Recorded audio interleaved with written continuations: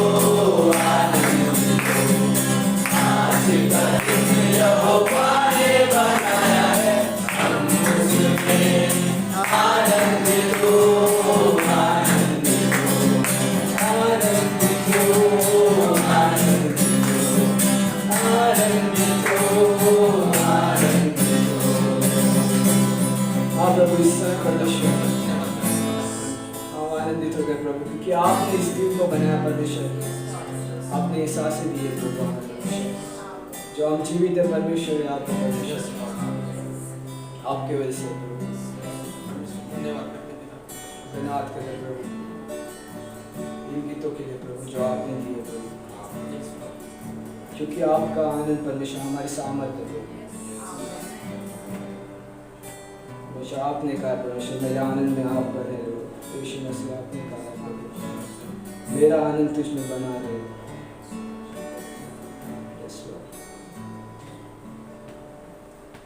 प्रभु का आनंद मेरी ताकत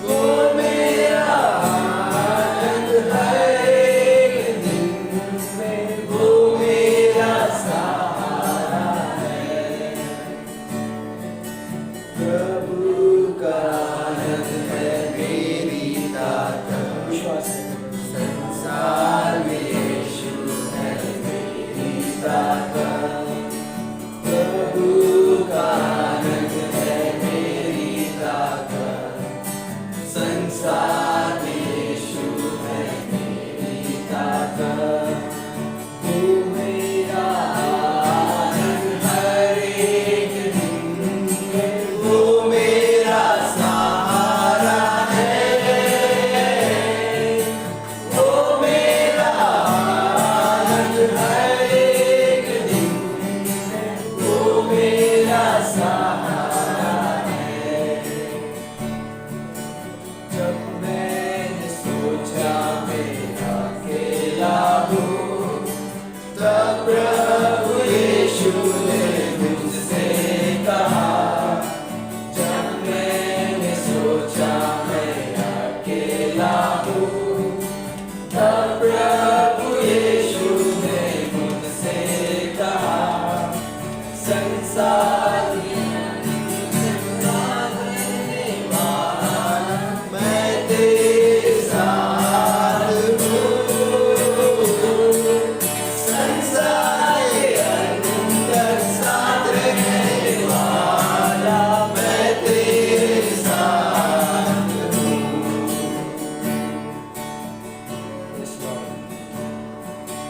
जब मैंने सोचा मैं दुर्बल हूँ, तब प्रभु यीशु ने मुझसे कहा। जब मैंने सोचा मैं दुर्बल हूँ, तब प्रभु यीशु ने मुझसे कहा। शांति देने वाला, सामर्थ देने वाला मैं तेरे साथ हूँ। शांति देने वाला, सामर्थ देने वाला मैं तेरे साथ हूँ।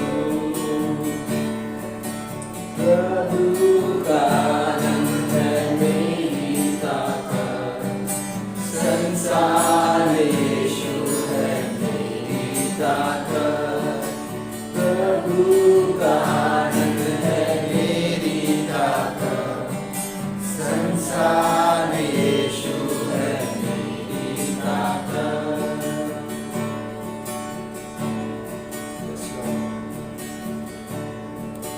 जब मैंने सोचा मेरा संभव है, तब प्रभु यीशु ने मुझसे कहा।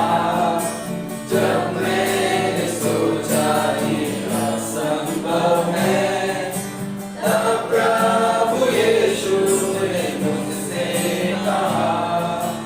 असंभव को संभव करने वाला यीशु मैं तेरे साथ हूँ। असंभव को संभव करने वाला यीशु मैं तेरे साथ हूँ। आप हमारे संभव परमेश्वर, हम विश्वास करेंगे कि आप मेरा परमेश्वर जो मेरे नाम से एकत्रित हुए वहाँ पे मैं उपस्थित हूँ। आपके वचन के लिए परमेश्वर, और हम विश्वास करते हैं परमेश्वर, असंभव को संभव करने वाले प्रभु आप हो। तो आपने कहा परमेश्वर जो चीज़ें परमेश्वर इंसान से मुमकिन नहीं है, वो चीज़ें परमेश्वर आपसे मुमकिन है। हम विश्वास करते हैं परमेश्वर, इसमें परमेश्वर आपको खुश करते हो, आपके पास आते हैं मांगते परमेश्वर।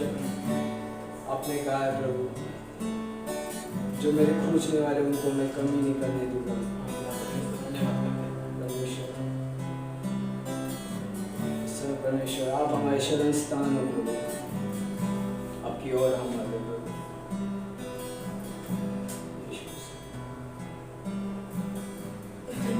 मेरा शरण स्थान, तू मेरा गढ़ है,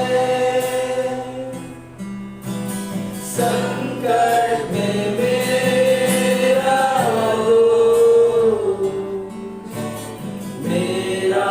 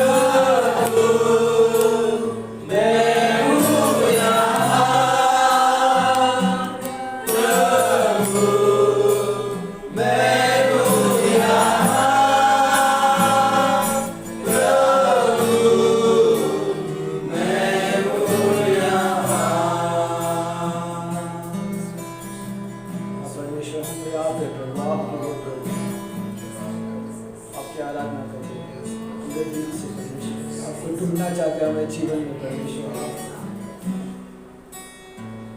आपकी सेवा करना चाहते हैं। हमें सारी चीज़ों से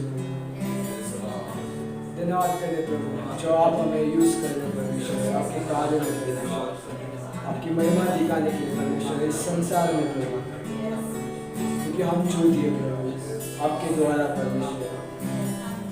धन्यवाद करते परमेश्वर, इस संगति के लिए धन्यवाद करते प्रभु, हर एक लोगों के लिए परमेश्वर जो यहाँ पर उपस्थित है। धन्यवाद करते परमेश्वर, सारी चीज़ों के लिए धन्यवाद करते परमेश्वर।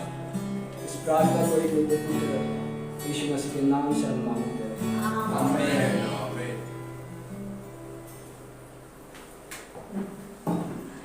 दिसंबर महीने में जो कि क्रिसमस का सिर्फ 25 तारीख को नहीं, हम पूरे महीने आनंद उठाते हैं उस क्रिसमस का। सो यहाँ पे भी हम उल्वे में भी रहेगा, कैरल सिंगिंग में रहेगा और वाशी में भी है, डिफरेंट जगहों में है।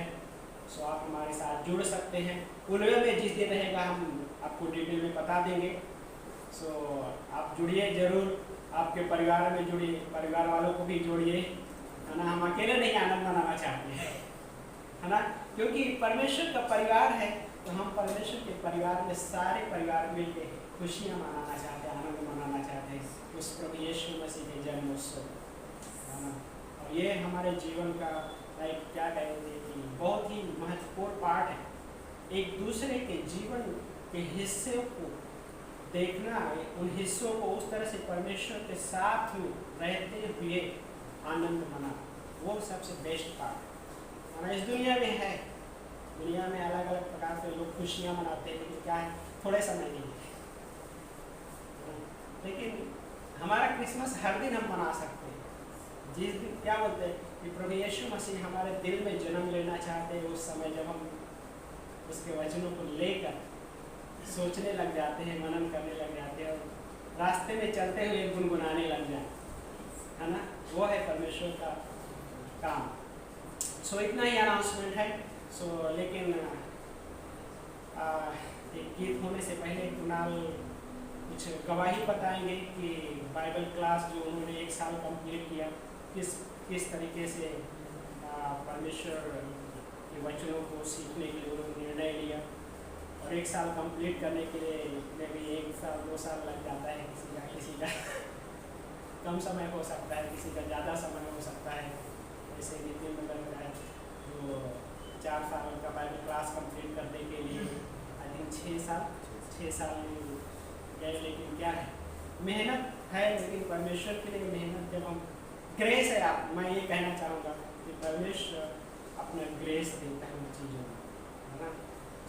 कुणाल से हम कुछ गवाही सुनेंगे कि उन्होंने किस प्रकार से 1 साल कंप्लीट किया, क्या चीज़ें सीखा उन्होंने। सारी चीज़ें तो शायद नहीं लेकिन कुछ हिस्सा ना तो सुनेंगे उससे। कुणाल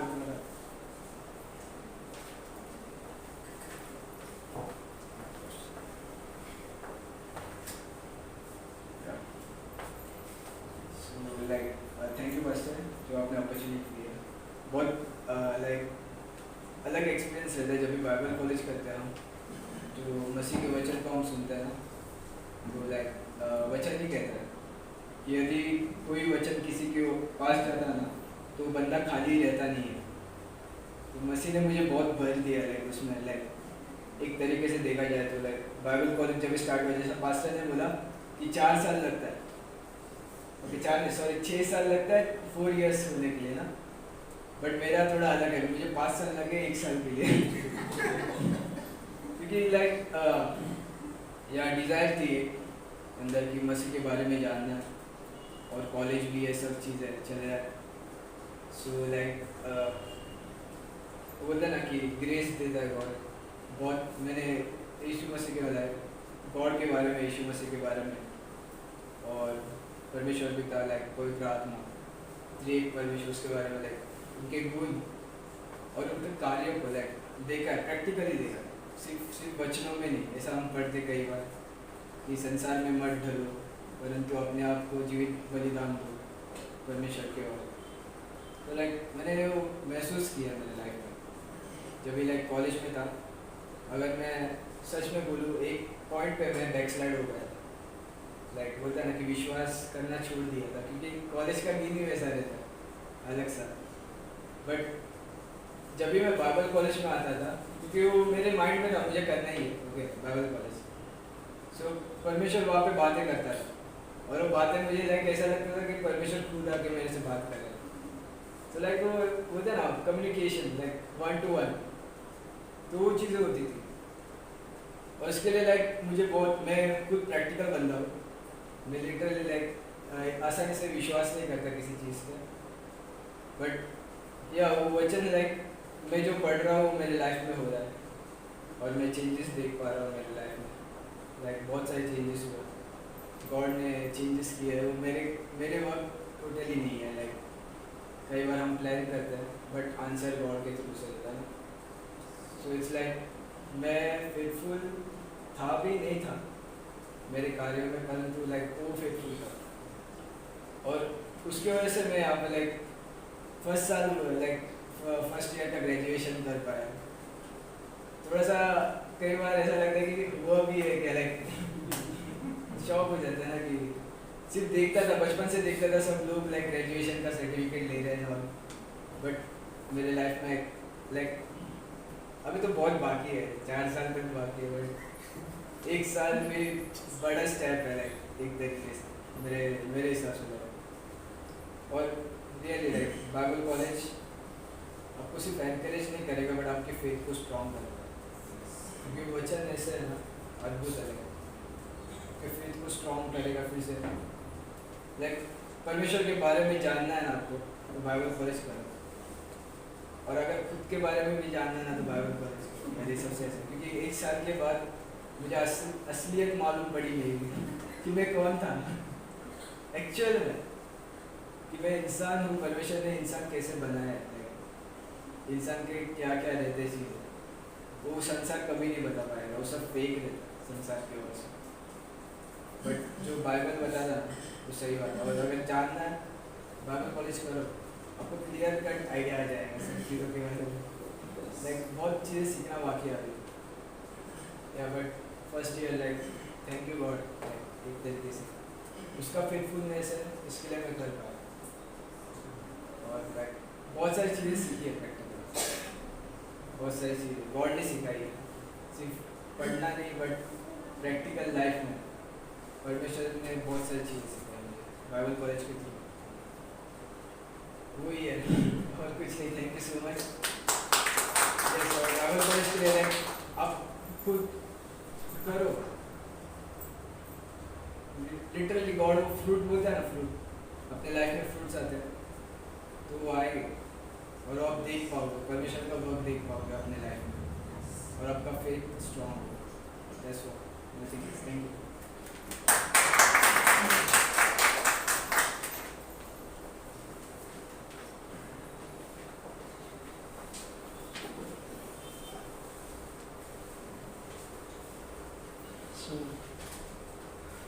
वचन पढ़ेंगे, अपने स्थान पे खड़े हो सकते हैं। पूरा संदेश नितिन भाई से सुनेंगे, क्योंकि आज जो उनके जीवन में जो बहुत ही आज का जो दिन था, अद्भुत दिन उनके लिए, उनसे वचन सुनेंगे। पूरा संदेश जो रहेगा छोटा सा हिस्सा मैं शेयर करूँगा। आप नीति वचन अध्याय 13 खोल सकते हैं मेरे साथ, और वचन नंबर 6 में पढ़ेंगे।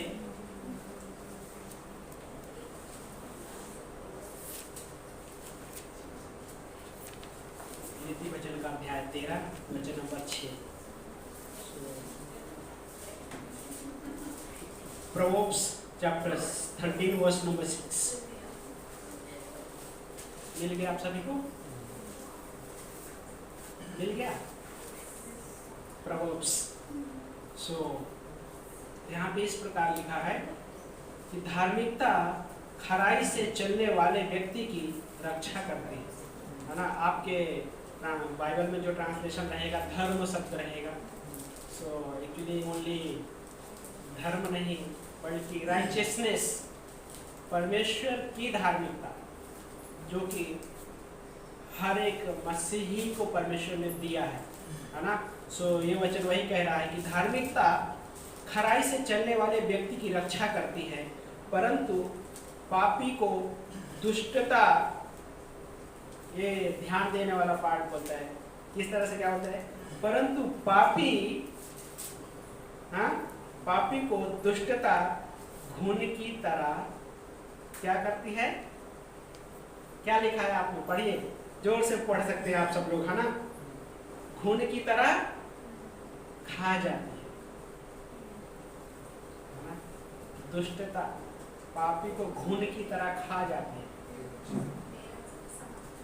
ना? सो ये एकदम बहुत ही अद्भुत पाठ है ना। सो आइए प्रार्थना करते हैं। प्रभु जी, धन्यवाद करते हैं परमेश्वर, हम आपको महिमा देते हैं लॉर्ड। इस समय इन वचनों को प्रभु, हिस्सों को प्रभु हम आपके हाथों में सौंपते हैं प्रभु जी। प्रभु हर किसी से बातें कीजिए लॉर्ड, आपके प्रेम को समझने के लिए, आपके ग्रेस को समझने के लिए प्रभु यस लॉर्ड धन्यवाद करते हैं प्रभु। जो लोग नहीं आ पाए उनको भी आपके चरणों में सौंपते हैं। सारा आदर महिमा को आपको देते हैं। इस प्रार्थना को प्रभु यीशु मसीह के नाम से मांगते हैं, आमीन। सो आप बैठ सकते हैं। सो यहाँ पे जो शब्द है धार्मिकता, राइचियसनेस ऑफ गॉड, परमेश्वर की धार्मिकता उस हर एक व्यक्ति के लिए लाइफ में अवेलेबल है। और जिसने भी यीशु मसीह को व्यक्तिगत रूप में स्वीकारा है उद्धारकर्ता के रूप में, प्रभु यीशु मसीह ने उसी क्षण में उस व्यक्ति को राइचियसनेस मतलब धार्मिक घोषित कर दिया। और जब वो व्यक्ति उस चाल में चलता है, उस चाल में उस जीवन को जीता है, खरी चाल जो शब्द है, जब वो अपने जीवन को इस तरीके से देखने लग जाता मतलब जीने लग जाता है, तो परमेश्वर की जो धार्मिकता है उसके जीवन में एक सिक्योरिटी, रक्षा प्रदान करता है। और इस दुनिया में पाए गए हर एक इंसान अपने जीवन में वो सिक्योरिटी, सुरक्षा चाहता है ना। और इस लॉकडाउन के बीच में बहुत सारे लोग अपने सुरक्षा के लिए बहुत सारे चिंतित थे, हाँ, क्या बोलते हैं, इम्यूनिटी सिस्टम को बढ़ाने की कोशिश में लगे हुए, क्योंकि सुरक्षा चाहिए हो। लेकिन यहाँ पे परमेश्वर का वचन कहता है कि परमेश्वर की धार्मिक खरी चाल चलने वाले के लिए क्या है? वो रक्षा करता है। सो खरी चाल चलना परमेश्वर के सामने, हनोक के बारे में हम पढ़ते हैं, सबसे बेस्ट एग्जाम्पल बाइबल में, वो परमेश्वर के साथ चला है ना। 365 डेज, 365 दिन, मतलब क्या था? मतलब ये चीजों को सोचते गॉड मतलब किस प्रकार से हनोक चला रहेगा परमेश्वर के साथ। सोचिए, क्या हनोक के लाइफ में तकलीफ नहीं रही होगी? क्या हनोक के लाइफ में हर एक चीजें एकदम क्या बोलते हैं परफेक्ट चीजें गई होगी? क्या हनोक के लाइफ में क्या वो दुख नहीं रहा होगा? लेकिन फिर भी वो परमेश्वर के साथ चला। ऐसी क्या चीज थी जो परमेश्वर के साथ चलने में मदद किया उसको? स्वयं परमेश्वर की धार्मिकता, इस वजह से वो परमेश्वर के साथ चल सका। जब चल रहा था तो उसके लाइफ में बहुत अद्भुत पार्ट थे, है ना। बाइबल में पहला व्यक्ति है जो परमेश्वर के साथ जीवित उठा लिया गया, चलते चलते, है ना। और ये हमारे जीवन में जब हम इस तरह से जीने लग जाते, चलने लग जाते, वो वचन, वो लाइफ हमारे लाइफ को प्रोटेक्शन देता है। इस दुनिया में बहुत सारे लोग प्रोटेक्शन के लिए क्या है? बॉडीगार्ड रखते हैं। लेकिन मैंने बिलीवर को अगर सच में परमेश्वर के साथ चलने वाला व्यक्ति है, मैंने कभी नहीं देखा कि अपने लाइफ में सिक्योरिटी रखा है।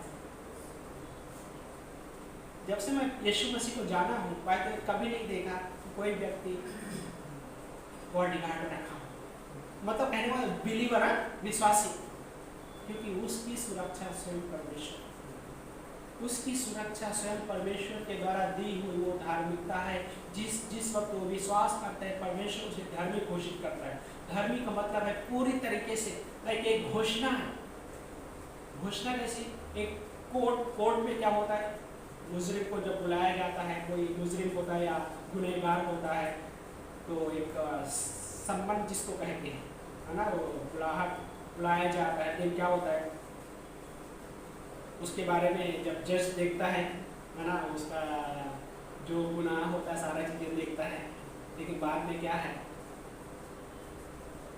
उस गुनाह के अनुसार जो भी चीज़ें होती, लेकिन फाइनली अगर उसके लाइफ में वो सारा चीज़ें माफ़ी देते हुए उसको क्या करता है, कोर्ट में जज एक घोषणा करता है। क्या घोषणा करता है?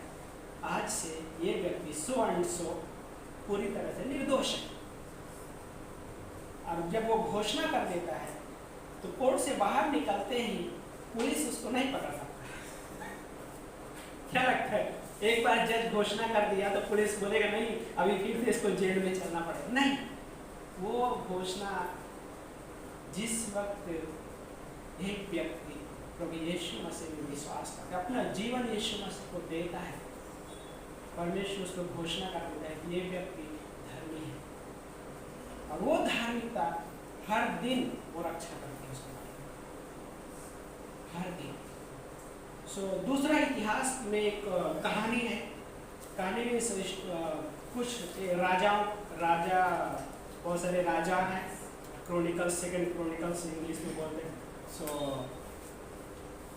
26 अध्याय, 27 अध्याय। 26वें अध्याय में एक राजा का नाम है। दूसरा इतिहास हो सकते हैं मेरे साथ।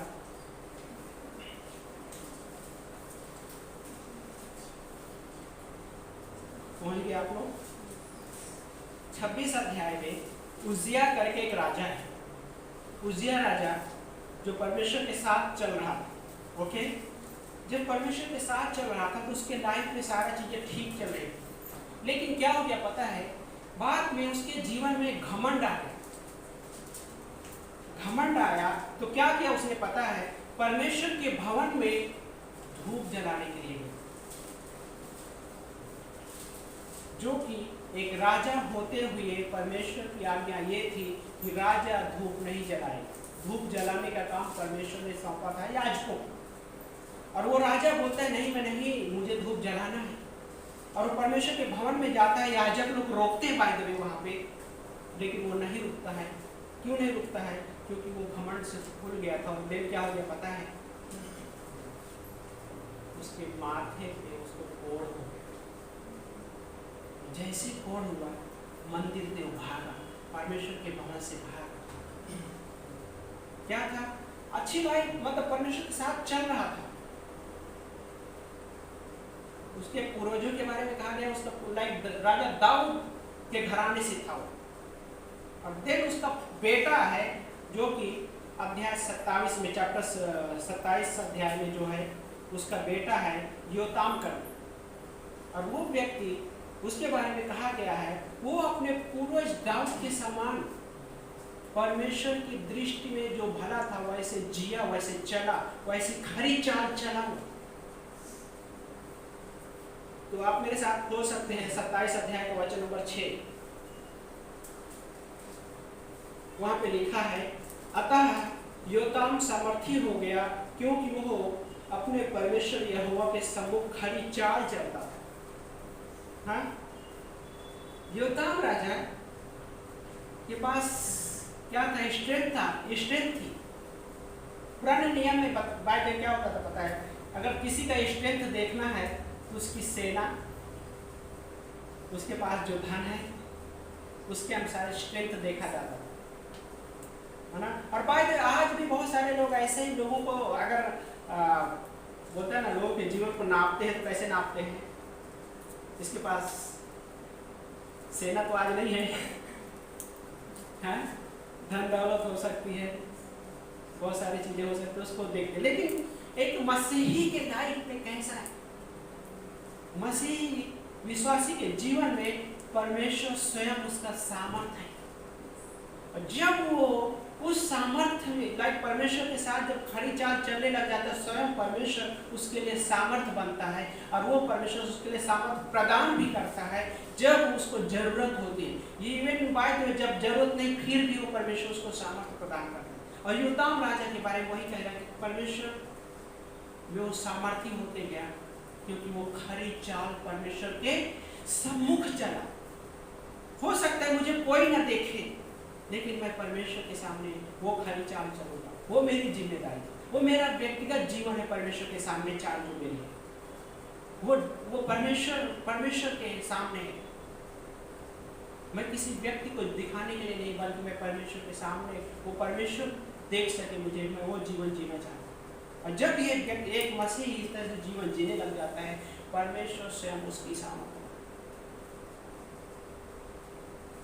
भजन संहिता अध्याय 32 में वचन नंबर 3 में राजा दाऊद कह रहा है, मतलब लिख रहा है वहाँ पे, जो कि नीति वचन जो हमने पढ़ा 13 अध्याय वचन नंबर 6 में दूसरा पाठ जो था, है ना, तो उसमें का पाठ 32 अध्याय के वचन नंबर 3 में इस प्रकार लिखा है कि जब मैं अपने पाप के प्रति चुप रहा। भजन संहिता 32 अध्याय और वचन नंबर 3 मिल गया आप सबको? क्या कहता है राजा दाऊद? जब मैं अपने पाप के प्रति चुप रहा, हाँ, दिन क्या कहता है? तब दिन भर कराहते कराहते मेरी हड्डियां पिघल गई। नीति वचन का जो 13 अध्याय वचन नंबर 6 पढ़ा, दूसरा पाठ, उसमें का जो हिस्सा, वो लाइफ राजा दाऊद ने अनुभव किया। बोलते में कराहते कराहते मेरी हड्डियां से पिघल गई। हाँ, उसका लाइफ में वो अनुभव किया। सो पाप है हमारी लाइफ में क्या लेकर आता है? कराहना लेकर आता है। कराहना कैसे होता है पता है? हो सकता है पूरी तरह से आवाज नहीं निकली, हाँ, होता है ना, आवाज निकालने की कोशिश तो कर रहे हैं, लेकिन आवाज नहीं निकल रही है ना। दर्द हो रहा है, उस दर्द में पूरी तरह से मैं चिल्ला कर नहीं बोल सकता या पुकार सकता, लेकिन अंदर से कराते हुए वो हिस्सा हो सकता। लेकिन राजा दाऊद ने बाद में अनुभव किया उस चीज को, लेकिन बाद में वो परमेश्वर के सामने अपनी लाइफ को सोचता है, और उसके लाइफ में परमेश्वर स्वयं उसका स्ट्रेंथ बनता है और कहता है भजन संहिता 23 में, यहोवा मेरा चरवाहा है, मुझे किसी बात की घाटी नहीं। वाह, क्या है, क्या परमेश्वर स्वयं उसका स्ट्रेंथ बनता है। लेकिन हमारे लाइफ में यदि हम अपने पाप में चुप रहे, तो अंदर ही अंदर हमको क्या है, खा जाता। उस चीज को परमेश्वर के सामने रखना बहुत इंपॉर्टेंट है कि परमेश्वर ये रहा मेरे लाइफ का पाप वाला हिस्सा हो सकता है, खुल के बोल सकते हैं। वो परमेश्वर ये नहीं बोलेगा तुमने ऐसा क्यों किया। क्यों? क्योंकि परमेश्वर एक चीज इस तरह, एक विश्वासी कितना भी बड़ा पाप करे, लेकिन परमेश्वर को कभी आश्चर्यचकित नहीं कर सकता। परमेश्वर कभी अचंभा नहीं करता है जब एक विश्वासी पाप में जीता है या पाप में गिर जाता है, क्योंकि उसको पता है। लेकिन सबसे बड़ा पार्ट तब होता है जब वो अपने पापों को परमेश्वर के सामने उड़ेल देता है, अपने जीवन को परमेश्वर के सामने उड़ेल देता है। वो ब्यूटीफुल पार्ट है मसीह के लाइफ में, और परमेश्वर उसके लिए वो स्ट्रेंथ प्रदान करता है जो उसके बाद उसके लाइफ में जरूरत होती है। क्यों? क्योंकि हड्डियां भीतर भीतर क्या है, सूख रही है, लेकिन जब सूख जाएगी तो उसके लिए ऐसा चाहिए जो उन हड्डियों को फिर से जीवन प्रदान करे। और वो परमेश्वर के वचन के द्वारा वो चीजें होगी, परमेश्वर के अनुग्रह के द्वारा वो चीजें होगी, परमेश्वर के प्रेम के द्वारा वो चीजें होगी। ये परमेश्वर का वादा है, ये परमेश्वर का वादा है। परमेश्वर चाहता है कि हम उसके साथ उस तरीके से चलें, और परमेश्वर चाहता है यशायाह का अध्याय आज 30 अध्याय के आसपास में, अगर मैं गलत नहीं हूँ तो 18वीं पंक्ति आसपास में है। परमेश्वर इंतजार करता है कि किसको अपना अनुग्रह, कौन ये कैसा आप वेट कर रहे हो मेरे लिए, मुझे अनुग्रह देने, कैसा परमेश्वर है आप? वैसा ही है, बोलते मैं वैसा ही हूँ, मेरा चरित्र वैसा है। किसी को चाहिए, मैं वेट कर रहा, और भाई ये कलीसिया हम इसलिए आते हैं कि गॉड हमारा वेट कर रहा है भाई, जो कलीसिया में हमें अनुग्रह देने के लिए, हमें अपना हमारे हृदय में वो प्रेम जो उड़ेला है उस प्रेम को अनुभव कराने के लिए वेट कर रहा है गॉड। और इसलिए हम कलीसिया में आते हैं और इसलिए हम संगति में जुड़ते हैं, क्योंकि परमेश्वर हमारा इंतजार कर रहा है वहाँ।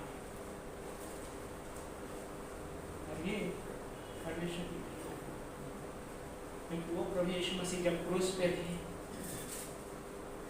क्रूस पे इंतजार कर रहे थे कि आज कौन मेरे उस अनुग्रह का भागीदार बन जाएगा। वो चोर था जो भागीदार बन गया, वो सूबेदार था जो भागीदार बन गया। घुटने टेक कर बोलता है परमेश्वर सच में जान गए सचमुच धर्मी व्यक्ति था। वेट कर रहा था प्रभु यीशु मसीह, और आज भी बहुतों का वेट कर रहा है उस पर। वो प्रभु यीशु मसीह क्रूस, लाइक वो आज क्रूस तो नहीं है, लेकिन कहने का मतलब ये है कि आज वो वेट कर रहा है कि किस पर अपना अनुग्रह क्या करे, उड़ेगी, अपना प्रेम वो उड़ेगी, अपना जीवन, अपना सामर्थ्य उसके जीवन में प्रदान, है ना। आमीन। चाहिए प्रार्थना करते हैं। प्रभु जी धन्यवाद करते हैं परमेश्वर, हम आपको महिमा देते लॉर्ड। आप बहुत करने वाले परमेश्वर हो प्रभु, धन्यवाद करते आपकी महिमा हो, आपको संसार और सारी चीज़ों के द्वारा। अगले हिस्से को भी प्रभु हम आपके हाथों में सौंपते, ब्लेस कीजिए प्रभु यीशु के नाम से, आमीन।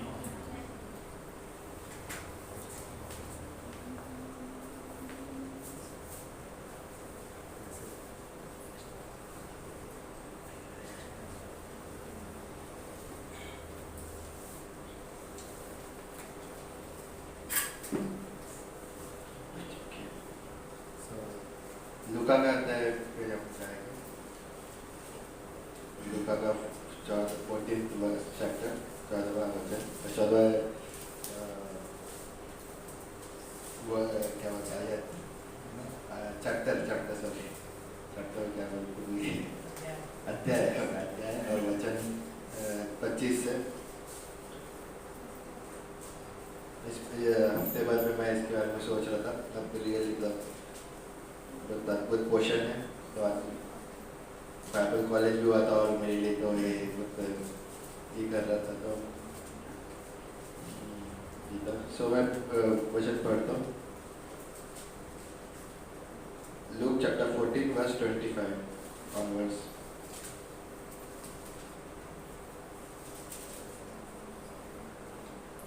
जब बड़ी भीड़ उसके साथ जा रही थी तो उसने पीछे मुड़कर उससे कहा, यदि कोई मेरे पास आए और अपने पिता और माता और पत्नी और बच्चे और भाइयों और बहनों वरन अपने प्राण को भी अप्रिय न जाने, तो वो मेरा चेला नहीं हो सकता।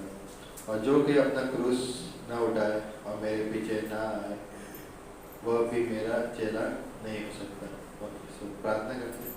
पिता परमेश्वर, धन्यवाद परमेश्वर समय के लिए धन्यवाद परमेश्वर, धन्यवाद उस पोषण के लिए परमेश्वर, पाशा जी के साथ द्वारा सुनने परमेश्वर।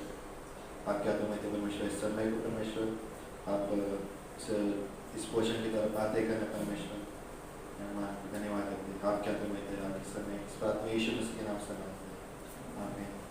सो बाइबल स्टडी में भी इसी वचन में से मैं सोच रहा था, लेकिन थोड़ा अलग रहेगा। अद्भुत पूरे हफ्ते भर में मैं सोच रहा था ना, तो इसको मैं इस तरीके से ना कि महत्व ना, प्राथमिकता है, जिसमें प्रायोरिटी ऑफ अवर लाइफ ना, मेरे जीवन की प्राथमिकता क्या है, मैं किस चीज़ को महत्व देता हूँ ना। यहाँ पे यीशु मसीह के पास बहुत सारे लोग हैं, जब यीशु मसीह चमत्कार कर रहे, यीशु मसीह ने चंगाई किया, यीशु मसीह ने भोजन खिलाया ना, लेकिन जब यीशु मसीह इतने भीड़ को देखता है तो यीशु मसीह एक चीज़ कहते हैं ना, जो 26वां वचन, यदि कोई मेरे पास आना चाहे, अपने पिता माता पत्नी बच्चे परिवार को अप्रिय न जाने, तो वह मेरा चेला नहीं हो सकता।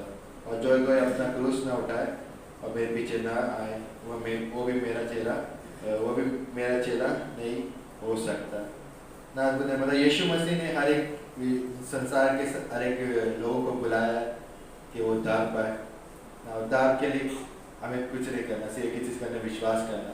यीशु मसीह ने हमारे लिए क्रूस पे काम पूरा कर दिया है ना, तो हम जब विश्वास करते हैं उसके पूरे किए हुए काम पर, तो हम हमारा उद्धार होता है। लेकिन जब हम उसके पीछे चल रहे हैं, जब हम उसका शिष्य बनने जाते, तो कुछ चीज़ें यीशु मसीह शर्त जैसे रखता है ना, जैसे कुछ मतलब कि शिष्य कौन बन सकता है ना, तो ये कुछ जैसे कठिन वाली चीज़, जैसे अप्रिय ना जाने, इंग्लिश में हो जाता है, इंग्लिश में होता है इफ डज नॉट हेट्स, मतलब अगर हिंदी दूसरा वर्ड अप्रिय के लिए बोले तो आपने ना नफरत ना करे, तो ऐसा वर्ड जब सुनते तो सुनते हो यीशु कैसे ये कह सकते हैं, यीशु मुझे प्रेम के बारे में सिखा रहा है ना।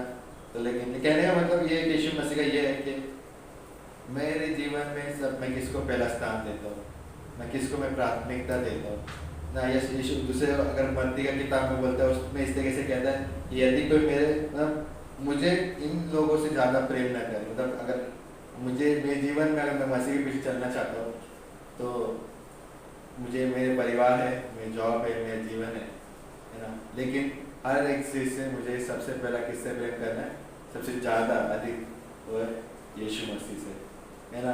तो प्रकाशित वाक्य की किताब में भी दूसरा अध्याय में जब पहला कलीसिया के बारे में बोलता है, इफिसियों की कलीसिया, तो एक चीज़ उनसे कहता है कि तुम्हारे काम के बारे में मैं जानता हूँ, स्मरण करता हूँ, मैं जानता हूँ तुम्हारे काम कैसे, ठीक है। एक चीज़ बोलता है कि तुमने अपना पहला सा प्रेम खो दिया ना। यीशु मसीह और परमेश्वर के यीशु मसीह के पीछे चल रहा है वो कलीसिया, अद्भुत होगा जीवन कलीसिया का, लेकिन क्या होगा कि में वो कलीसिया बाद में ठंडे ना, वो प्रेम खो दिया उन्होंने, पहला प्रेम ना, हमारा पहला प्रेम खो नहीं यीशु मसीह। तो लेकिन वो बोला कि हम वो अच्छे हो सकते हैं, हम यीशु मसीह के पीछे चल रहे हैं, तो ये हमारे लिए जरूरत है क्या, हमारे पास बहुत ज़्यादा चीज़ें आएगी, ऐसा नहीं कि नहीं आएगी, और जरूरत और सब चीज़ इम्पोर्टेंट है हमारे जीवन में, है ना।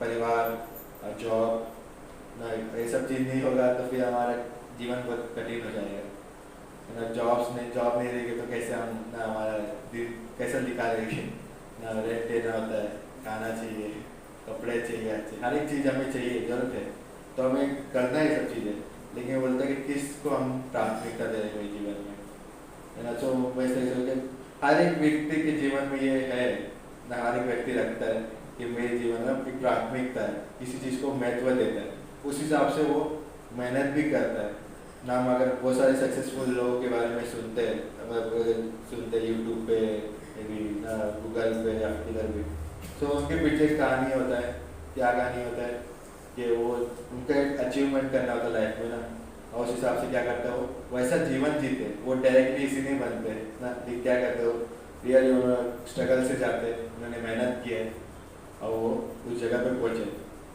ना।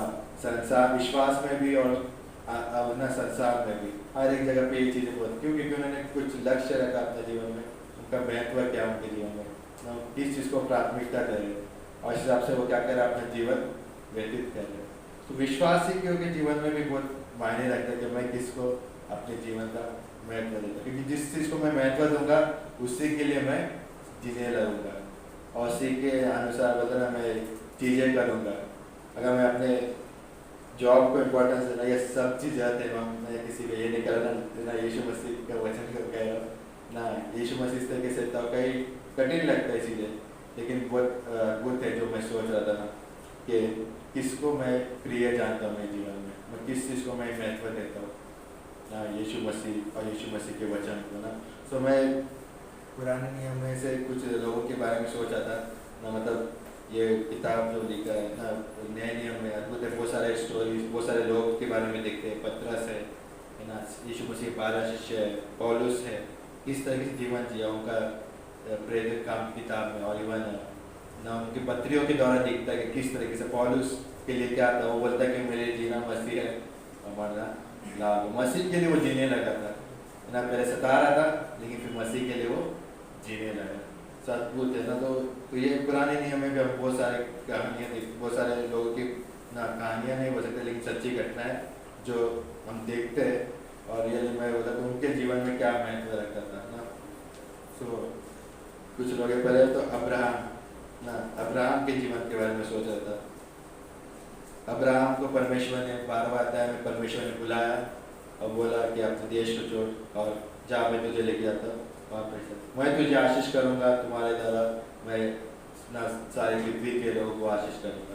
वो परमेश्वर पीछे निकल गया परमेश्वर पीछे चल रहा है और उसके बाद बच्चा नहीं है, और ऑलमोस्ट 25 साल के बाद जब वो 75 साल के समय निकला और 100 साल का हो गया तब उसके एक पुत्र होता है, और फिर वो कुछ समय के बाद परमेश्वर से वो पुत्र भी वापस मांगता है, तो वो पुत्र जो तेरा इकलौता पुत्र है जिसे तो प्रेम करता है वो मुझे दे।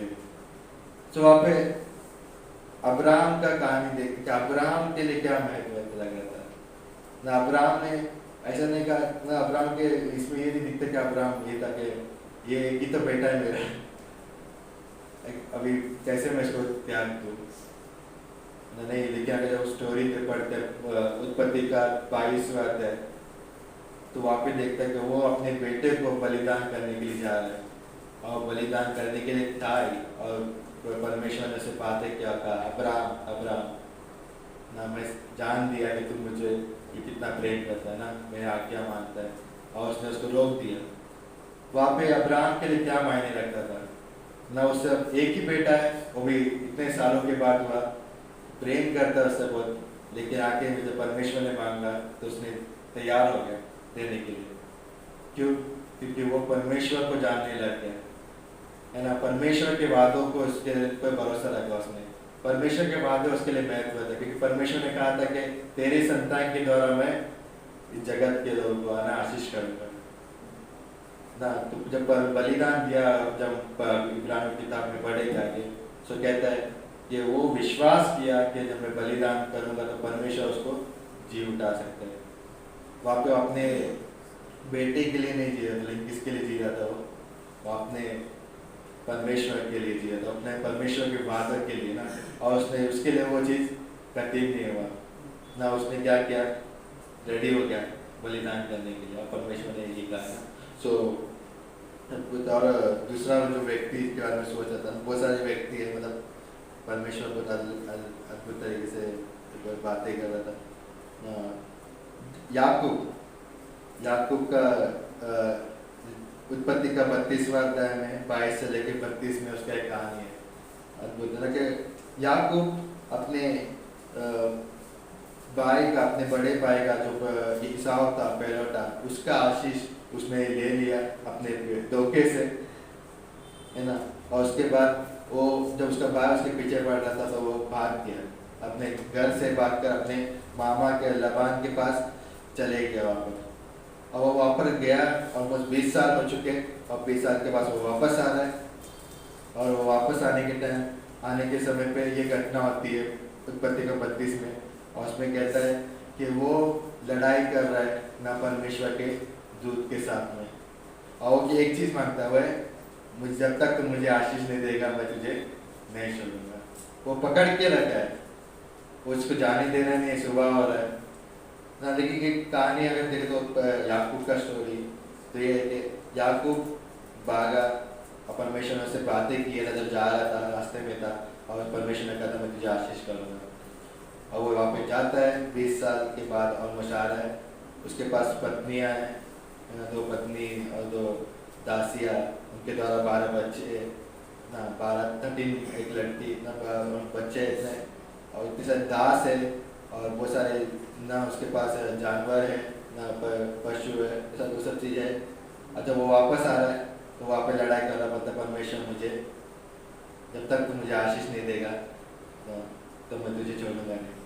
मतलब वो सब चीज़ होने के बाद उसको पता है कि क्या उसके लिए महत्व है, किसकी आशीष महत्व है, मतलब वो समझ गया कि ये सब चीज़ है मेरे पास, लेकिन किसकी आशीष मेरे लिए बहुत महत्व रखती है ना, परमेश्वर की आशीष, जो परमेश्वर ने 20 साल पहले से बातें किया था, उस परमेश्वर के आशीष, तो परमेश्वर उसके पास 20 साल का फिर से मिलता है तो अपना दशमांश देता है, और वो तभी लड़ाई करता है और कहते हैं, मतलब वो बोले कि मेरे पास ये सब चीज़ें हैं, मेरे पास जो है ना धन संपत्ति है, मेरे पास परिवार है। जब वो गया था अकेला गया, लेकिन आने के बाद एक बड़ा सा झुंड बन के आया वो, लेकिन जब वो ये सब चीज़ है, लेकिन ये सब चीज़ें मुझे संतुष्ट नहीं कर सकती, नहीं कर सकता। कौन संतुष्ट कर पा रहा है? परमेश्वर, और परमेश्वर की आशीष है। सोचिए जब वो लड़ना उसको बता रहा है कि उसके लिए क्या महत्व लग रहा था, उसके पास सब है, लेकिन वो बोला नहीं, जब तक तुम मुझे आशीष नहीं देगा। और उस आशीष के साथ आज इजराइल एक नेशन है, एक राज्य बना है ना, इजराइल आज भी आज भी इजराइल देश है ना। परमेश्वर ने उसे बोला था कि उसका नाम बदला, याकूब नाम था, उसका नाम इजराइल रखा। सदबुद्ध ना उसके लिए वो महत्व था, परमेश्वर की आशीष महत्व था ना, उसको उसने अपना प्राथमिकता दिया। तो ना जो फिजिकल जो ब्लेसिंग है उसको नहीं, लेकिन क्या परमेश्वर की आशीषों को, और उस हिसाब से उसने जिया ना। और तीसरा जो व्यक्ति है वो है यूसुफ। यूसुफ के बारे में उत्पत्ति का 39 ना 39 में 7 से 12 में कहानी है। मतलब सब पुराने उत्पत्ति की किताब में ज़्यादा लोगों के बारे में ना, क्यों इनके बारे में मैं सोच रहा था कि मैं बताऊंगा आगे ना। वो चीज़ है कि वहाँ पर वो परमेश्वर ने उसे एक पहले वादा दिया ना, एक सपना आया और सपने में परमेश्वर ने उसे कुछ चीज़ बताया थी, लेकिन उसके बाद जीवन में कुछ अलग चीज़ हो गई।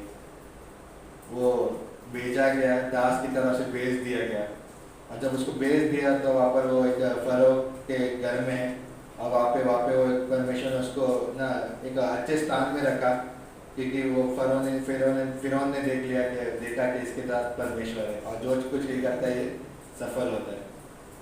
और जब वो हुआ तो उस समय पे फिरौन की पत्नी उसके पीछे न लग गया ना, कि मेरे साथ शारीरिक संबंध के लिए उसको ये करने लगे, उसके पीछे थी, और बाद में उसने कुछ परिस्थिति भी क्रिएट कर दी ताकि हो जाए। लेकिन उस पर कहता है पर यूसुफ क्या कहता है, बोलता है ना वो कि परमेश्वर ने ना, आप पढ़ सकते हो उसमें ना 39 का 7 से 12 में, उसी में वो है, बोलता है कि जो फिरौन ने क्या किया, सब चीज़ें मेरे हाथ में दे दी, ऐसा कुछ चीज़ नहीं जो रब ने छोड़ा, सब कुछ मेरे अधिकार के दे दिया तुझे छोड़कर। तो मैं कैसे तेरे विरोध ना, उसके विरोध और परमेश्वर के विरोध इतना पाप कर सकता, बड़ा पाप ना, विकेट सिन बोलता है उसके बाद, इंग्लिश में बोलता है ना। सो वो देख रहा है, उसके पास मौका है ना, वो ना आजकल वो पोजीशन के बारे में सोचते हैं ना, उसके पास अद्भुत मौका है पोजीशन के बारे में ना, वो सारी चीज़ें कर सकता था वो, लेकिन उसने क्या किया, पवित्रता के लिए उसने ना ये किया परमेश्वर, और उसने क्या कहा कि परमेश्वर के विरोध में कैसे करें, कोई नहीं था वहाँ पर, लेकिन वो समझ पाया कि परमेश्वर वहाँ पर है, और परमेश्वर को बोलता परमेश्वर के विरोध में मैं कैसे ये पाप कर सकता हूँ। तो ये और वो उस हिसाब से जिया, और परमेश्वर ने उसे आगे जाके क्या किया, आशीष दिया। परमेश्वर ने उसे उस जगह पे, उस स्थान पे पहुंचाया जहाँ पे परमेश्वर ने उसको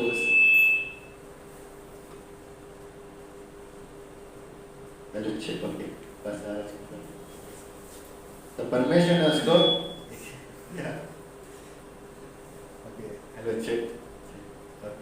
तो परमेश्वर ने उसको उस जगह पे लेके गया, और उसने किस चीज को आवाज ही किया पूरा हेलो चेक ओके, तो आवाज आ रहा है। तो परमेश्वर ने उसको उस जगह पे लेके गया है ना, उसने लेकिन किस चीज को महत्व दिया, किसने प्राथमिकता क्या थी, परमेश्वर और पवित्रता ना, उसने अपनी पवित्रता को बचा के रखा ना, उसे अशुद्ध नहीं हुआ वो, और फिर उस तरीके से जिया वो जीवन ना। सो दूसरा जो व्यक्ति है मूसा, ज़्यादा मैं ये सिर्फ ना स्टोरीज है ना, मैं सिर्फ ज़्यादा ये नहीं करूँगा, बस स्टोरी ना कुछ लोग के नाम लेके, क्योंकि एडिफाई नहीं।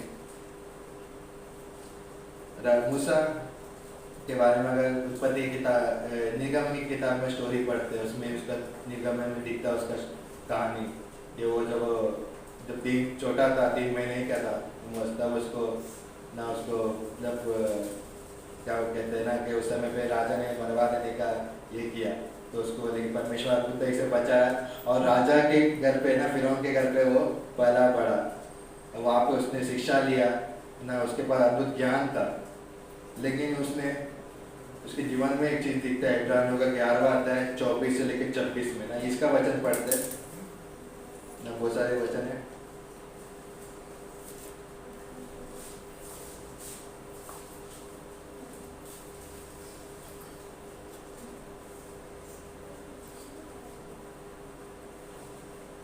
तो विश्वास से ही मूसा ने होने होकर, इब्रानियों का 11 का 24 है, फिरौन की बेटी का पुत्र कहलाने से इनकार किया, इसलिए कि उसने पाप में थोड़े दिन से सुख भोगने से परमेश्वर के लोगों के साथ दुख भोगना अधिक उत्तम लगा। उसने मसीह के कारण निंदित होने को मिस्र के भंडार से बड़ा धन समझा, क्योंकि उसकी आंखें फल पाने की ओर लगी हुई थी, है ना। तो वहाँ पे मूसा के बारे में मतलब किस चीज़ पर उसने अपना ध्यान लगाया, वो उसने अपना फिरौन की बेटी का पुत्र कहलाने से इनकार किया, लेकिन क्या किया उसने ना, हथौड़े दिन के सुख भोगने से परमेश्वर के लोगों के साथ दुख उठाना भोगना अधिक उत्तम समझा। और दूसरा होता है मसीह के कारण निंदित होना कि मिस्र के भंडार से बड़ा धन समझा। तो ये ना निर्गमन के 33वां अध्याय 14 से लेके 14 ना 15 ना 14 है 15, उसमें एक चीज़ कहता है, वो कहता है जब वो जा रहा है और परमेश्वर से बातें कर रहा है, तो वो कहता है कि परमेश्वर तेरी उपस्थिति हमारे साथ नहीं जाएगी तो हमें आगे नहीं जाने दे ना। वो फिरौन ना वो इजिप्ट में मिस्र में सबसे हाई पोजीशन में था, वो फिरौन की बेटी का पुत्र कहलाता था। उसके पास बाइबल में बोलता है कि उसके पास अद्भुत ज्ञान था ना, हाईएस्ट एजुकेशन था उस समय का ना, क्योंकि इजिप्ट उस समय पे भी बहुत सारी चीज़ें देखते ना, पिरामिड के बारे में सोचते, बहुत सारी चीज़ें अद्भुत इन्हें ये किया उन्होंने ना, बहुत ज्ञानी थे ना। उसके पास बंधन था, उसके पास सामर्थ था, उसके पास बुद्धिमत्ता था, हर एक चीज़ थी।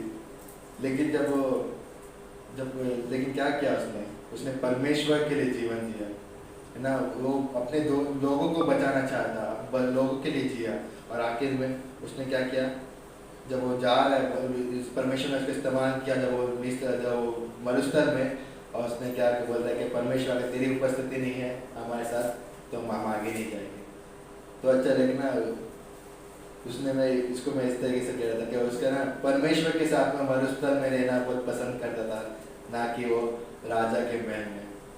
ना वो राजा के महल में था, लेकिन वो चीज़ें मायने नहीं रखता उसके लिए, लेकिन ये ना मरुस्थल में परमेश्वर के साथ में बहुत मायने रखता। परमेश्वर की उपस्थिति उसके लिए महत्व रखता था, प्राथमिकता उसने दिया ना परमेश्वर की उपस्थिति। यस, मैं आज मरुस्थल में हूँ, लेकिन परमेश्वर मेरे साथ है, सताव है, तकलीफ है, ये परमेश्वर मेरे साथ है, और वो चीज़ मुझे इस चीज़ों से निकलने में मदद करेगा। और मूसा ने उस तरीके जीवन जिया ना, कि मूसा के पास अद्भुत था, वो वहाँ पे इस्तेमाल किया, अपना जी सका जीवन, लेकिन उसने परमेश्वर के लिए साथ जीना पसंद किया ना, जैसे 24 और 25 में पढ़े। तो उसके जीवन की प्राथमिकता में परमेश्वर की उपस्थिति। सो वो ये कि हमारे जीवन में बहुत मायने रखते हैं कि हम किसको महत्व देते हैं। नहीं, यह सब चीज़ें हमारे लिए जरूरत है ना, लेकिन जिसको हम महत्व देते हैं उस हिसाब से हम हमारे जीवन जिएंगे ना। तो आखिर में हम यीशु मसीह के बारे में बात करें। यीशु मसीह के बारे में मत्ती का 26-39 में एक वचन है।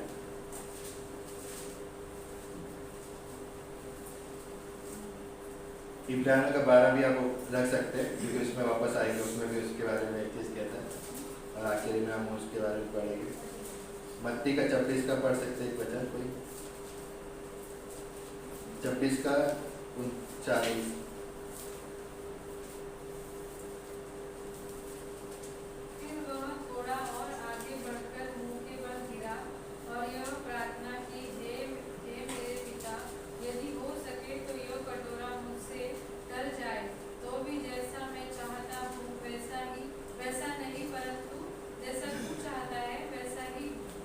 यीशु मसीह वहाँ पे कह रहे हैं, वो क्रूस के समय नज़दीक आया, क्रूस का समय अभी नज़दीक आया, उसका मृत्यु का समय नज़दीक आया, और वो कह रहा है कि यस, वो भी हमारी तरह इंसान था ना, मनुष्य बना, उसने 100% मनुष्य था, वो भी हमारी तरह था। और उसने कहा कि हो सके तो ये प्याला मुझसे हटा दे ना। वो क्रूस की जो सुख दुख है उसके बारे में बातें कर रहा है, हो सके तो ये हटा दे, लेकिन क्या बोलता है कि मैं, परंतु मेरी इच्छा नहीं लेकिन तेरी इच्छा पूरी हो। यीशु मसीह किसके लिए जी रहा था ना, यीशु का जो मकसद कहता है परमेश्वर के पिता की इच्छा पूरी कर। एक जगह पे कहता है कि मेरा वचन ये है कि मैं भेजने वाले की इच्छा पूरी करूँ, यूहन्ना का 4वां अध्याय ना। तो वो अपने भेजने वाले की इच्छा पूरा करने के लिए यहाँ पर आया था, और उसको पूरा करते रहा। और दूसरा इब्रानियों का 12 में वही कहता है यीशु मसीह के बारे में, 12 का 2 में, कि और विश्वास के कर्ता और सिद्ध करने वाले यीशु की ओर ताकते रहे, जिसने उस आनंद के लिए जो उसके आगे धरा था, लज्जा की कुछ चिंता न करके क्रूस का दुख सहा और परमेश्वर के सिंहासन के दाहिने और जा बैठा ना। दूसरे दो चीजें ना कि परमेश्वर की इच्छा और दूसरा उसके आनंद, उसके सामने ना उसके आगे जो आनंद रखा था। कौन है वो आनंद ना? हम सब है ना। बाइबल में बोलता है कि उसने उसके काम के सीड को देखा, ऐसा का 53 में ना, 53 में बोलते हैं शायद, उसने अपने जो काम किया उसके बीज को देखा ना। मतलब कहना है जब यीशु मसीह क्रूस पे था, यीशु मसीह ने हम सबको देखा कि इसके उस क्रूस के काम के द्वारा कितने लोग उसको विश्वास करें, कितने लोग नरक से बचाए जाएंगे ना। वो चीज़ उसके लिए एक आनंद बना हमारे क्रूस के दुख को सहने के लिए। तो यीशु मसीह के लिए परमेश्वर की इच्छा और उसके लिए जो आनंद जो रखा था वो महत्व था। इसलिए क्या किया, उस दुख को उसने सहन कर लिया। नहीं तो क्या होता, उसके पास सामर्थ था, वो चाहता तो नहीं करता था। वो कहता है कि अगर मैं चाहूँ तो मैं पिता को कह सकता हूँ कि पलटन को भेजने के लिए स्वर्गदूतों का, वो नष्ट कर सकते, लेकिन उसने किया नहीं। लेकिन उसने क्या किया, सहन कर लिया। क्यों? क्योंकि उसके लिए क्या महत्व रखता था ना। सो वही चीज़ हमारे लिए बहुत यीशु मसीह जब कह रहा है लूका का 14 में कि जब कोई ना मुझे आप हर किसी को आप प्रिय न जाने और जो अपना क्रूस उठा के मेरे पीछे ना बोले वो मेरा शिष्य न कहे, मैं चेला नहीं बन सकता। तो अगर मैं यीशु मसीह के पीछे चलना तो मेरे लिए बहुत मायने रहता है कि मैं किसको महत्व रखता हूँ। नहीं, सब चीज़ें जरूरत है, लेकिन बाइबल में कहता है कि परमेश्वर ने हर एक चीज़ें दी ताकि हम उसका आनंद उठा सके। ऐसी कुछ चीज़ नहीं है जो ना परमेश्वर ने दी, परमेश्वर ने हर एक चीज़ दी, लेकिन हम किसको महत्व देते हैं वो बहुत मायने रखता है। अगर मैं ना उन चीज़ों को महत्व देता हूँ जो परमेश्वर ने मुझे दिया है तो क्या होगा, मैं उसके लिए जीने लगूंगा ना कि परमेश्वर के लिए ना। तो इब्रानियों का 11वां अध्याय में वो आखिरी में क्लोजिंग में ना 13वां वचन और 13 से लेकर 16 जिन लोगों के बारे में हमने बातें किया उनके बारे में और उनके पहले वाले लोगों के बारे में कहता है। कमेंट्री है, ये कमेंट्री बताते हैं और इसमें बोलता है कि ये सब विश्वास ही की दशा में मरे और उन्होंने प्रतिज्ञा की हुई वस्तुएं नहीं पाई, पर उन्होंने दूर से देखकर आनंदित हुए और मान लिया कि हम पृथ्वी पर परदेसी और बाहरी है। जो ऐसी बातें कहते हैं वह प्रकट करते हैं कि स्वदेश की खोज में है और जिस देश में वे निकल आए थे यदि उसकी स्तुति करते तो उन्हें लौट जाने का अवसर था, पर वह एक उत्तम अर्थात स्वर्गीय देश की अभिलाषी है। इसलिए परमेश्वर उनका परमेश्वर कहलाने में उनसे नहीं लज्जाता, क्योंकि उसने उनके लिए एक नगर तैयार किया था।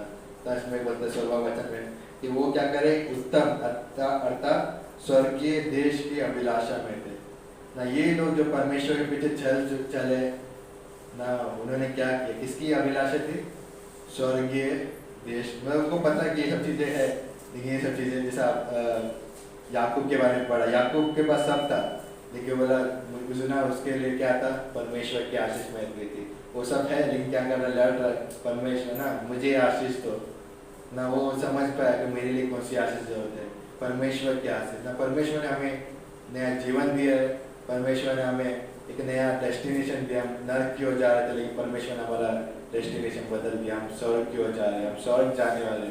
और यीशु ना उस हिसाब से हमें क्या बोलता है कि उस ना हम जब स्वर्ग के हैं तो हम स्वर्ग में अपना मन लगाना, पुलिसों की किताब में बोलता है स्वर्ग की चीज़ों का अपना मन लगाना, क्योंकि हम उस चीज़ों को देखते हैं। यस, हमारे जीवन में परिस्थितियाँ अलग अलग है, लेकिन कई बार क्या होता है परिस्थिति हमें पृथ्वी की चीज़ों पे हमारे मन लगवा देती है। लेकिन क्या करते हैं हम अपना जब प्राथमिकता, कई बार हमारी प्राथमिकता जब बदल जाती है तो हमारी ज़रूरत है कि हम अपनी प्राथमिकता को फिर से रीसेट करें ना। डिफ़ॉल्ट सेटिंग जब करते हैं मोबाइल में, तो जब मोबाइल गड़बड़ होता है तो डिफ़ॉल्ट सेटिंग रिस्टोर कर दो, सब डिफ़ॉल्ट सेटिंग फिर से आ जाता है ना। हमारे लिए परमेश्वर ने वो बनाया है हम, लेकिन कई बार हम मेन जो ना पहला स्थान को हम पहला स्थान नहीं देते, जो पहले स्थान होना चाहिए जिसको जो पहला स्थान नहीं देते, किसी और को पहला स्थान देते तो हम प्रॉब्लम हो जाते कि हमें क्या जो होता है कि फिर से उस स्थान को लेकर है ना।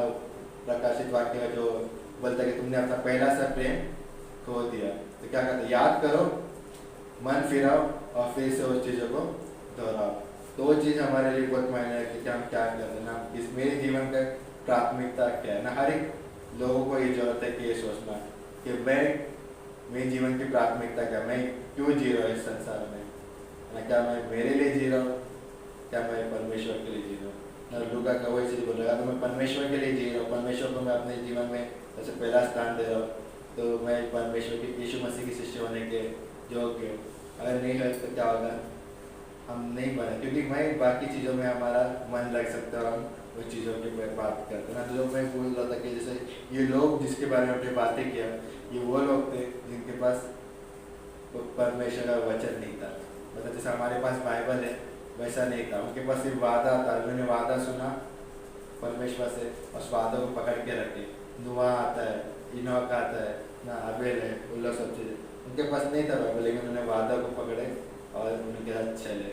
सो अद्भुत है। आज हमारे पास पूरा परमेश्वर अपना पवित्र शास्त्र है, पूरा नया नियम, पुराना नियम, नया नियम सब जब पढ़ते तो हमारे लिए कितना इम्पोर्टेंट है ना कि हम जो सुनते हैं, जो हम सीखते हैं इस बाइबल के द्वारा, कितना किस तरीके से हमें तामीर रखना है ना। जैसे याकूब की तरह बन जाना, मेरे सब चीज़ें जरूरत है, लेकिन मेरे लिए परमेश्वर आपकी आशीष मेरे जीवन में बहुत जरूरत है ना। वो चीज़ है ना, रियल बाइबल कॉलेज में क्या बहुत जरूरत है। मैं सोच रहा था कि मतलब मेरे लिए जीवन में बहुत सारी चीज़ें थी, लेकिन गॉड ने मुझे सिखाया, बताया कि तुम्हारे लिए क्या इम्पोर्टेंट है। ये मतलब गॉड मेरे लिए इम्पोर्टेंट था, गॉड ने मुझे हेल्प किया। यस, बहुत सारी डिस्ट्रैक्शन है जीवन में, लेकिन गॉड ने मदद किया ताकि वो चीज़ को बनाए रखने के लिए। सो मैं प्रार्थना करते, पिता परमेश्वर धन्यवाद देते परमेश्वर इस दिन के लिए, समय के लिए धन्यवाद देते परमेश्वर, धन्यवाद देते परमेश्वर उन वचनों के लिए परमेश्वर। हाँ परमेश्वर, हम हर एक व्यक्ति के जीवन में परमेश्वर कुछ ना कुछ प्राथमिकता है परमेश्वर, और जो जिसको परमेश्वर महत्व देते हैं परमेश्वर अपने जीवन में परमेश्वर, उसी के अनुसार जीने लगते हैं परमेश्वर, उसी के अनुसार बहुत चीज़ें करते हैं परमेश्वर। लेकिन आपने परमेश्वर में एक अद्भुत प्राथमिकता दी है परमेश्वर। आपने कहा है कि मुझसे हर एक चीज़ों से ज़्यादा अधिक प्रेम करने के लिए। हाँ परमेश्वर, हेल्प कर परमेश्वर कि हम आपको अधिक प्रेम करें परमेश्वर, हर एक चीज़ों से परमेश्वर। हमारे परिवार आपने हमें दिए, धन्यवाद करते परमेश्वर। आपने हमें सामर्थ दी है ताकि हम मेहनत करें और इस संसार में जिए और हर एक चीज़ें परमेश्वर में इस्तेमाल करें और आनंदित करें परमेश्वर। लेकिन हर एक चीज़ परमेश्वर मुझे संतुष्ट नहीं कर सकते, लेकिन आप भी परमेश्वर में संतुष्ट करते हैं, इसलिए धन्यवाद देते परमेश्वर, धन्यवाद देते। हेल्प करो परमेश्वर, यहाँ पे बैठे हर एक व्यक्ति को आप क्या सुने थे परमेश्वर, हेल्प करो कि आपको प्रथम स्थान देने में मदद करना परमेश्वर। और जो ऑनलाइन में जो इस वीडियो को देखेंगे परमेश्वर, उनको भी आप क्या सुने थे परमेश्वर, आप बातें करना परमेश्वर, मैं मानते परमेश्वर, हेल्प करना वैसे जीवन जीने के लिए परमेश्वर। धन्यवाद देते परमेश्वर, धन्यवाद देते परमेश्वर। वैसा भी परमेश्वर हम लोगों का आप क्या सुने थे परमेश्वर, जो लोग परमेश्वर कठिन समय से जा रहे परमेश्वर, जो ऐसे समय को परमेश्वर जहाँ पे प्राथमिकता बदलती दिखती है परमेश्वर, जहाँ पे आपको जगह पे परमेश्वर हम दूसरी चीज़ों का प्राथमिकता देते परमेश्वर, महत्व देते परमेश्वर। लेकिन हेल्प कर परमेश्वर कि आपको फिर से वो आपका स्थान दे परमेश्वर, कि आप उसके योग्य परमेश्वर। धन्यवाद करते परमेश्वर। इस समय परमेश्वर आप क्या समझते परमेश्वर, हर एक लोगों को फिर से परमेश्वर आपके वचनों के द्वारा परमेश्वर आप उत्साहित करना परमेश्वर, आप बातें करना परमेश्वर। इस जगह पे कोई है जो अभी तक यीशु मसीह को अपना उद्धारकर्ता करके स्वीकारा नहीं है, उनको अद्भुत अवसर है इस समय पे वो स्वीकार सकते। जैसे इन लोगों ने जो बाइबल में हमने पढ़ा इस कहानी में, इन लोगों ने परमेश्वर की चीज़ों को महत्व दिया, क्योंकि उन्होंने समझ लिया कि वो इस दुनिया में सिर्फ परदेसी है, लेकिन उनके लिए एक उत्तम देश रखा है। हेल्प करो परमेश्वर, इन लोगों को परमेश्वर प्रार्थना करते परमेश्वर, आप उनके जीवन में काम करो परमेश्वर, उद्धार में लेकर परमेश्वर, मानते हैं, धन्यवाद करते हैं। आप क्या तो मेरे आगे समय इस प्रार्थना यीशु मसीह के नाम से मांगते हैं, आमीन।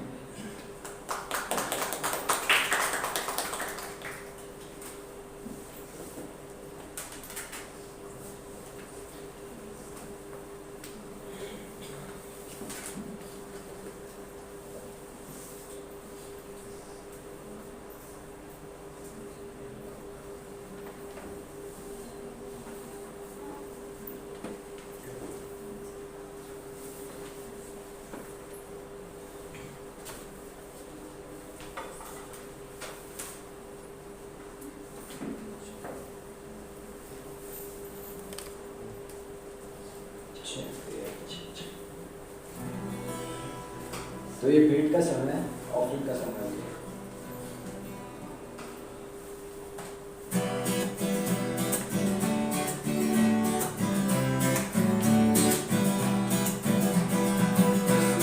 जीना बेकार है, कोई मेरे जीवन का आधार है।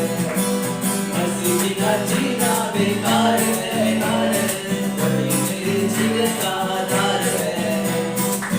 जीना मसीह मरना नफा, जीना मसीह मरना नफा, जीना मसीह मरना नफा, जीना मसीह मरना नफा, ये जीवन तैयार है। मसीह बिना जीना बेकार है, मेरे जीवन का आधार है।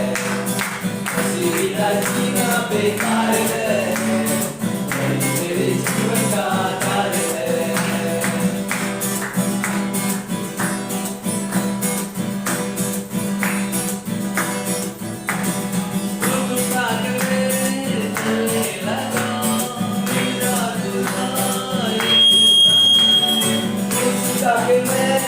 चलने लगा मेरा दूल्हा यीशु मसीह का।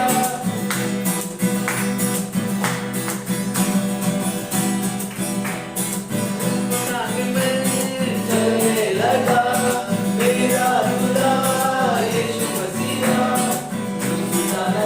मेरा काम है, अंत में स्वर्ग में विश्राम है। के चलना मेरा काम है, अंत में स्वर्ग में विश्राम है।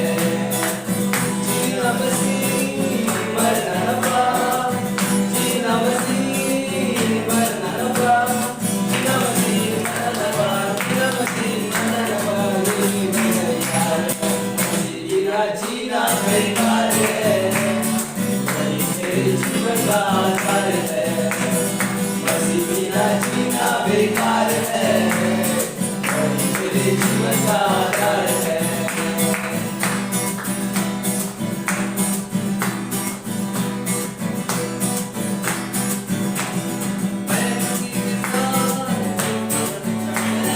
मैं मसीह के साथ चढ़ गया, मैं मसीह में हूँ, मसीह तुझ में है। मैं मसीह के साथ चढ़ गया, मैं मसीह में हूँ, मसीह तुझ में है। आत्मा बिना जीना बेकार है, वही मेरे जीवन का आधार है। आत्मा बिना जीना बेकार है, वही मेरे जीवन का आधार है। जीना मसीह मरना नफा, जीना मसीह मरना नफा, जीना मसीह मरना नफा, जीना मसीह मरना नफा, ये जीवन तैयार है। मसीह बिना जीना बेकार है, मेरे जीवन का आधार है। मसीह बिना जीना बेकार है, मेरे जीवन का आधार है।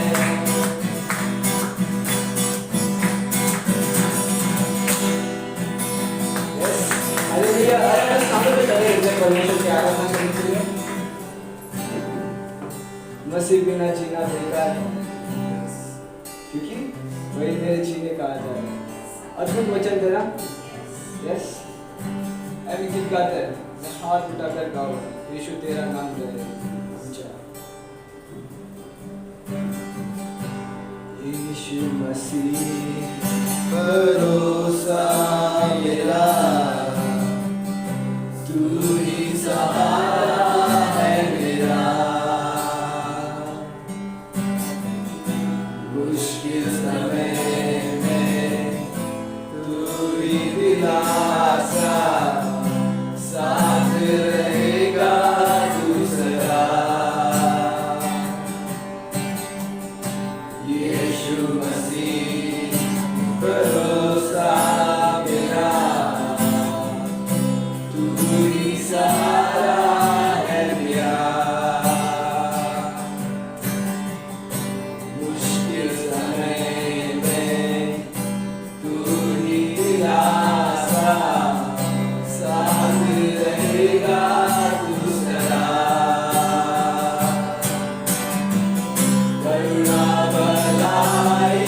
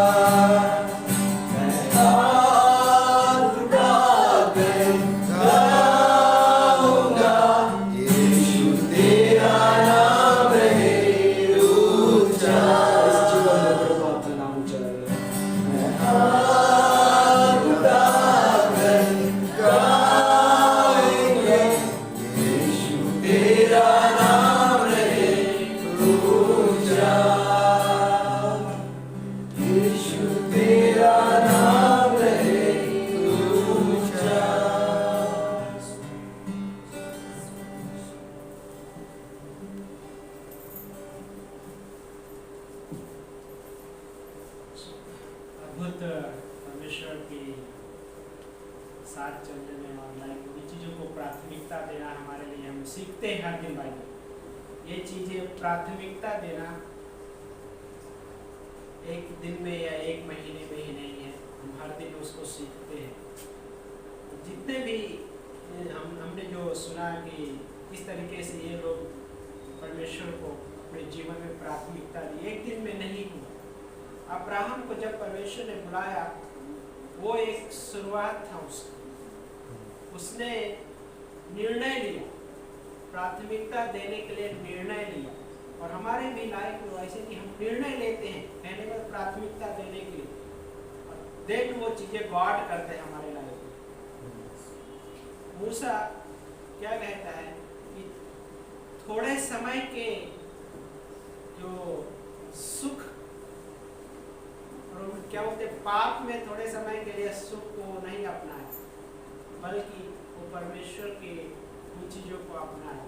मरुस्थल में परमेश्वर की उपस्थिति में जीना, परमेश्वर की उपस्थिति में चलना, मरुस्थल वो बेस्ट है, ना कि क्या बोलते हैं वो महलों में होना बिना परमेश्वर के। मरुस्थल में परमेश्वर की उपस्थिति में होना अच्छा है।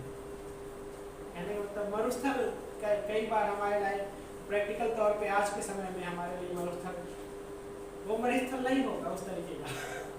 लेकिन कहने का मतलब बाइबल क्या सिखा रहा है, कैसे कुछ चीज़ें हो सकती हैं, ऐसा लगेगा कि मरुस्थल कठिनाइयाँ होती बाइबल, वहाँ पे क्या होता है, एक सूखा रहता है मरुस्थल में, पेड़ पौधे कुछ ऐसा नहीं मिलेगा, हरियाली नहीं मिलेगी। तो कहने का मतलब ऐसा लगेगा गॉड कुछ चीज़ें सही नहीं चल रही, ऐसा क्यों हो रहा? ठीक है, वहाँ पे परमेश्वर की उपस्थिति को समझना वो इम्पोर्टेंट है। और परमेश्वर को जब हम प्राथमिकता देना सीखने लग जाते हैं ना, देन हम उस मरुस्थल में भी आनंद मना सकेंगे। कठिनाइयाँ आएंगी लेकिन परमेश्वर मेरे साथ है, मेरे जीवन को संभालने वाला परमेश्वर है। और ये मसीह के पास गॉड ने दिया है।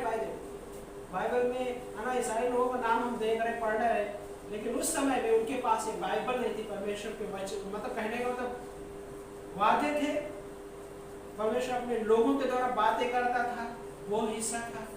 दर्शन में परमेश्वर बातें करते थे, इस तरह से उनके पास वादे थे, वह परमेश्वर के वचन थे। परमेश्वर आके उनसे फेस टू फेस भी बातें करता था, अब्राहम से फेस टू फेस बातें की, मूसा से फेस टू फेस बातें की। लेकिन आज हमारे पास फेस टू फेस बातें कैसे करेगा? उसके वचन के द्वारा। हम बाइबल जब पढ़ते हैं तो उसमें हम परमेश्वर का चेहरा देखते हैं, यीशु मसीह का चेहरा। बात क्या बोलते हैं, हर एक अध्याय में, हर एक पन्नों में उसका चेहरा। जब हम उसका चेहरा देखने लग जाते हैं, हम परमेश्वर को प्राथमिकता देना सीखते हैं। जिस चीज को मैं प्राथमिकता दूंगा उसमें मैं जीने लग जाऊंगा, वो मेरा जीवन बन जाएगा। यदि मैं परमेश्वर को प्राथमिकता दे रहा हूँ तो वो मेरा जीवन बन जाएगा, और वो जीवन बेस्ट है। बाइबल इस दुनिया में ऐसा नहीं कि हमको वो चीज़ें नहीं चाहिए, गॉड ने रखा है तो हम गॉड हमको प्रोवाइड भी करेगा। ऐसा नहीं, जैसे है ना एग्जाम्पल हम जॉब के लिए बोल रहे थे, बहुत सारी ऐसी चीज़ें बाइबल बोलता है कि बहुत सारी चीज़ें हैं, लेकिन सारी चीज़ें मेरे लिए लाभ की नहीं है इस दुनिया में, है ना। लेकिन मेरे लाइफ में मैं सीखता हूँ परमेश्वर को प्राथमिकता देना। कैसे वो समझ में आएगा वो सारा दिन, उसके वचन के बिना नहीं समझ में। उसका वचन हमारे लाइफ में वो हमें बताएगा कैसे मुझे उसको प्राथमिकता देनी है ना। सो हमें आइए प्रार्थना करते हैं। प्रभु जी धन्यवाद करते हैं, परमेश्वर हम आपको महिमा देते हैं लॉर्ड इस समय। प्रभु आपने इस दुनिया को बनाया प्रभु, और सारा चीज़ें बनाया परमेश्वर, और हमें बनाया परमेश्वर, वो आप अपने हाथों से बनाए परमेश्वर। लॉर्ड हमारे जीवन के हर एक चीज़ें आप जानते हैं परमेश्वर। इस भवन में खड़े हुए हर एक व्यक्ति के जीवन को जानते हैं परमेश्वर। इस वीडियो को जो देखेंगे परमेश्वर ऑनलाइन प्रभु, उनके जीवन को आप जानते हैं परमेश्वर। प्रभु उनके हर एक ज़रूरतों को जानते हैं परमेश्वर, और आपके अद्भुत सामर्थ्य के द्वारा प्रभु यीशु मसीह प्रदान करना परमेश्वर चीज़ें प्रभु।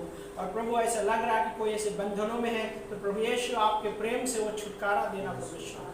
प्रभु हम ये प्रार्थना करते हैं परमेश्वर, ऐसे किसी व्यक्ति को चंगाई की जरूरत है प्रभु, तो आपकी उस अद्भुत सामर्थ्य के द्वारा चंगाई करना परमेश्वर। जिस सामर्थ्य के द्वारा आपने लाल समुद्र को पार किया, जिस सामर्थ्य के द्वारा परमेश्वर आपने प्रभु जीवित किया मरे हुओं में से, जिस सामर्थ के द्वारा प्रभु यीशु मसीह 12 साल से लहू बहने वाली स्त्री चंगाई पाई प्रभु यीशु मसीह। उस सामर्थ के द्वारा प्रभु यीशु मसीह आप उनके जीवन को छूना प्रभु यीशु। लॉर्ड हम प्रार्थना कर रहे इस भवन में जो लोग नहीं आ पाए प्रभु यीशु मसीह, उनके जीवन को प्रभु हम आपके हाथों में सौंपते प्रभु। उनके घरों में प्रभु, उनके परिवारों में प्रभु यीशु मसीह आप सुरक्षा देना हर एक तरह से प्रभु।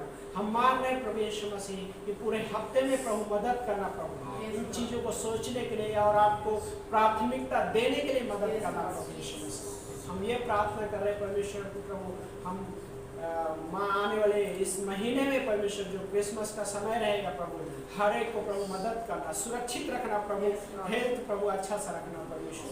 हमारी ये प्रार्थना प्रभु, हम प्रार्थना करते हैं हमारे चर्च के जितने छोटे बड़े सारे बच्चे हैं परमेश्वर, हर किसी को हम आपके हाथों में सौंपते हैं, सुरक्षा देना और अच्छा हेल्थ रखना प्रभु। हम ये मांग रहे हैं प्रभु यीशु मसीह कि प्रभु आपके प्रेम में हमें बढ़ने के लिए मदद करो पिता, आप हमें लीड करो परमेश्वर उस मार्ग पे जो आप चाहते हैं परमेश्वर। धन्यवाद करते हैं प्रभु जी, धन्यवाद करते हैं, धन्यवाद करते हैं। आपकी इच्छा पूरी होने पाए प्रभु जी हम सबके जीवन से प्रभु यीशु। आपका वो नाम जो ऊंचा है, जो सर्वश्रेष्ठ नाम है प्रभु, हम उस सर्वश्रेष्ठता में प्रभु आपको धन्यवाद दे सके परमेश्वर। हमारे हृदयों में प्रभु आपके वचन ये गीत गूंजते रहे। धन्यवाद करते हैं, धन्यवाद करते हैं राजा, धन्यवाद करते हैं, धन्यवाद करते हैं। यस प्रभु अनुग्रहकारी परमेश्वर है आप। Yes Lord,